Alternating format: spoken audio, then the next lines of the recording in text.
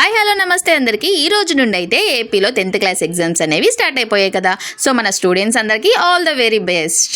10th class exams అనగానే మా టైంలో కూడా చాలా భయం వేసేదండి.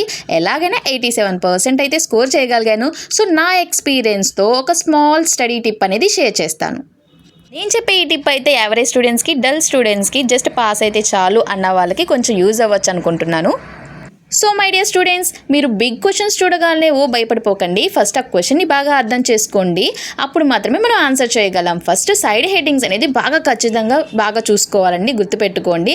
మీరు అర్థం చేసుకోవడానికి ట్రై చేయండి. 1కి 5 టైమ్స్ వచ్చేదాకా చదవండి సైడ్ హెడ్డింగ్స్ని. డిఫికల్ట్ వర్డ్స్ ఉంటే కనుక వాటిని బ్రెయిన్కి ఎలా గుర్తుపెట్టుకుంటే మీకు గుర్తుంటుందో అలాగే గుర్తుపెట్టుకోండి. సో సైడ్ హెడ్డింగ్స్ ఏమీ లేకుండా పారాగ్రాఫ్స్ ఇచ్చినప్పుడు మన స్టార్టింగ్ నుండి ఎండింగ్ పాయింట్ వరకు 2 or 3 టైమ్స్ బాగా కాన్సన్ట్రేషన్ చేసి చదవండి. ఖచ్చితంగా కాన్ఫిడెన్స్ అనేది వస్తుంది. ఒక్క క్వశ్చన్కి మాత్రమే టైం ఎక్కువ వేస్ట్ చేయకండి. ఏ క్వశ్చన్కి ఎంత ప్రిఫరెన్స్ ఇవ్వాలో అంత టైం మాత్రమే మేనేజ్ చేసుకొని చదవండి.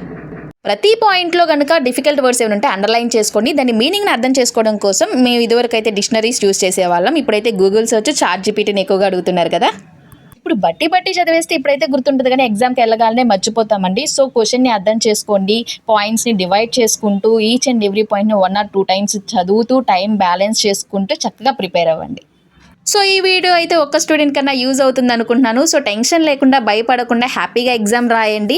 మీ ప్రయత్నం మీరు చేయండి, కష్టపడండి. దేవుడు ఆటోమేటిక్గా హెల్ప్ చేస్తాడు. మొత్తం దేవుడి మీదే భారం వేసేయకండి. నా 10th క్లాస్ టైంలో అయితే ఏదైనా క్వశ్చన్ హార్డ్గా ఉంటే నేను ఇలాగే ప్రిపేర్ అయ్యానండి. సో మీకు అదే షేర్ చేశాను, నా ఎక్స్పీరియన్స్ మాత్రమే ఇది. So my dear 10th class students, అమ్మ మాట వినండి.